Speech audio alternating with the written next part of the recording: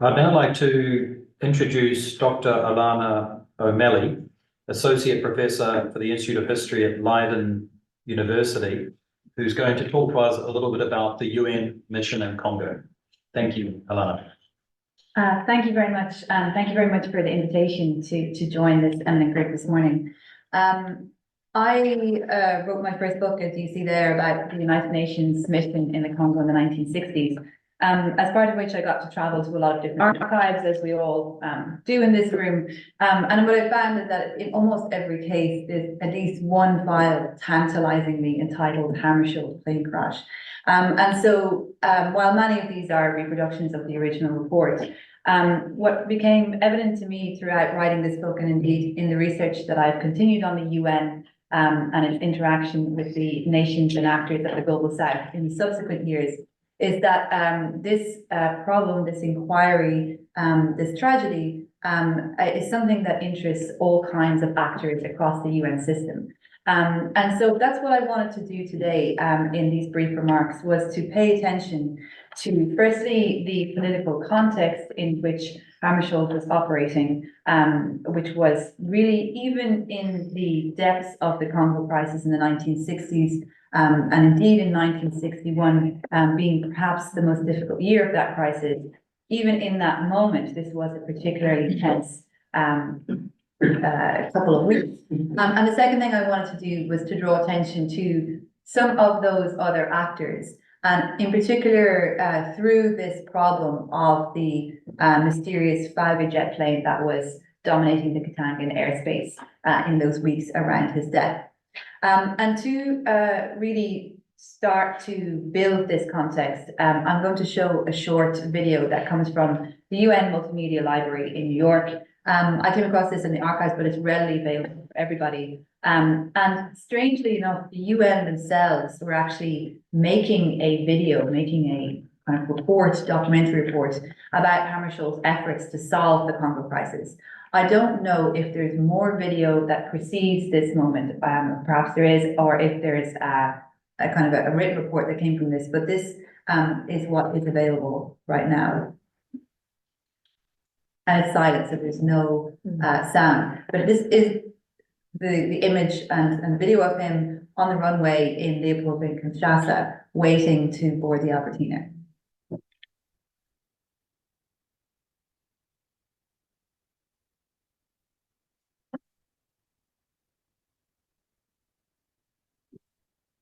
So now these images are, of course, incredibly poignant, because we see him ascending into the plane alongside the other people who would lose their lives in the crash.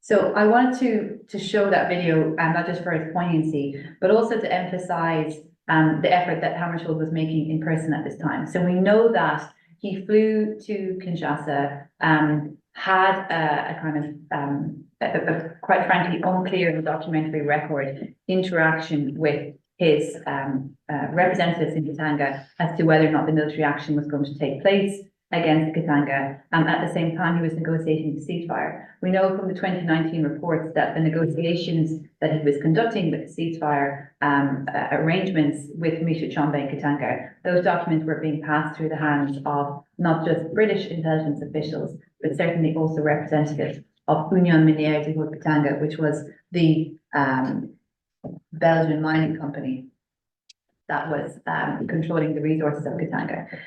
So the situation, as it's told in the documentary record, really tries to paint the political context as if it's only the agency of Hammarskjöld on the one hand and the agency of the Congolese, both the Katangan representatives and the Congolese government. But actually, what we see from the work of Susan and many others in this room is that there are many other actors who are taking place in this environment. And so the first issue that I wanted to look at and to understand about this problem of the Fagajet was, what did the UN know? When did they know it about this problem? And what were they doing about it? So recently I went to the files of the advisory committee in the UN, not on purpose for this, but just because they're there and it's interesting and unavoidable to read them when you're there. And this question of the jet comes up in the very first meeting of the Congo Advisory Committee, which takes place 3 days after Hammarskjöld was killed on the 21st of September 1961. And it's very clear, but Rob Bunch is speaking in this committee meeting. He's talking about the circumstances of Hammarskjöld's death, and he admits quite openly that the UN is aware of this Fagajet pilot. They know who he is, and we now know that it's Jan, that we think we know that it might have been Jan van Rissinghem, the Belgian mercenary. And the UN have actually, Hammarskjöld has already sent a message to the Belgians to try to control this mercenary. And we believe that this message is sent actually before he even arrives in Leopoldville, Kinshasa, to negotiate the ceasefire on his way to Katanga. So this is all very much in the moment. Bunch describes this as one of the most incredible pages in military history. I don't know why that title isn't appearing there, but you can see it in the files. And what he's talking about is that essentially these two aircraft are dominating the skies, which means that the UN is coming under aerial attack from these aircraft at that time, the UN positions in Katanga. The Congolese government have no way to respond to this because they don't have an air force, neither does the UN, but Avicat, which is the Katangan military, do have an air force. And it's believed that these Fagajet pilots are operating in part and parcel, or rather hand in glove, with the Avicat officials. But the UN is aware of this. And at this moment, before Hammarskjöld even arrives in the Congo, they're trying to send a message to the Belgians for the removal of this Belgian pilot, who they believe is the one who is flying, particularly this one jet that they describe as a lonely jet bandit plane. The German to be piloted by a Belgian and former pilot for Sabine Airlines. So again, in the 2019 report, the role of Van Rissingen and that whole conspiracy around whether or not it's actually him who flies the other hear about in the skies above Ndola on the evening of 17th and 18th of September. There's a lot written on that. But I think the part that interests me curiously is, again, what does the UN know about this? So it's not very clear from here, but in the top file, you see an exchange that takes place between Bunch and the representative of Ethiopia. And this happens in November 1961. And the Ethiopian representative is really pressing Bunch and saying the UN knew who this pilot was. And in fact, actually what this says is that they interacted with him on a daily basis in Katanga. So that actually, it's not simply that Hammarskjöld at the highest levels thinks he knows who this mercenary pilot is, but the UN officials on the ground knew as well, and that he was part of the cohort of Europeans who interacted in the Katangan space. And that's what's also very interesting in these files, is that the other African representatives, especially Ethiopia, Nigeria, and of course Ghana, are the ones who are really pressing the UN officials to be clearer about who this guy is, what they know about it, and what they did about it. And also at this time, you can't see it here, but Bunch kind of puts this off and says, this is just newspaper coverage, and we don't want to reveal names in a public forum because these meetings are minuted line by line. Now, this is one thing to think about, but in another exchange later on, Stuart Lanier admits that actually Union Miniere staff are heavily involved in the political infrastructure of Katanga. So it's not simply that they are economic advisors or that they control the infrastructure or the mining equipment or the labor establishments, but actually they're heavily involved, and they're actually making munitions in the Katanga factories for Avicat. So all of this is what we know already. But what we know a little bit less of is exactly what kind of political influence they're able to wield. And in the 2015 Commission report, there is this allegation, and I'm curious to hear more about it because I see it also in the UN documents, but I didn't find the original file, which is that there's a question of whether or not the Albertina was attempted to be diverted before it landed in Andola to meet with a senior mining executive during the time. Presumably either from Union Minière or Société Générale. That's something that I think warrants further investigation. I haven't seen the original file. And another element that comes in here, of course, is the Congolese agency themselves, right? So they're in this very difficult position with Hammarskjöld in September 1961, and it's not an easy relationship. And Justin Bamboko, who eventually represents the Congo in these meetings in November and December 61, is very, very critical of UN inaction against Abicat, inaction against Union Minière, and of what they knew about this pilot. And he goes a little bit further than that, because this really then brings in these things of what, you know, if Union Minière are really threatened by somebody like Hammarskjöld, or if this is really just, they're just part of the kind of structure of Katangan society. And I think there's a signal change that comes from the Congolese government over the summer of 61, and they start talking about the profits and revenue generated by Union Minière being paid into the central bank in Kinshasa, Leopoldville, not into the bank in Belgium, where it's paid into, actually right through the crisis until 1964. And this really signals a shift in the Congolese agency to do with the economic infrastructure of Katanga, because they're arguing that this revenue needs to be directed towards the state and not towards just the Katangans. Maboko puts it on the record in 61 here in one of these meetings that the Congolese are signaling their intent to exercise their rights as shareholders of Union Minière, especially with regard to their intergovernmental activities. And so there's an understanding here then on the part of the Congolese that any ceasefire arrangement to do with Tchombe is actually really also to do with controlling the political activities of Union Minière, and that these are the actors through which Tchombe as a vehicle the Congolese government want to influence. And I know that Moran Picard, who will speak this afternoon, has done some research in the Union Minière archives. I myself was there 2 weeks ago, and the only reference I could find to the crash was this entry from 17th of September, that the situation was want and do.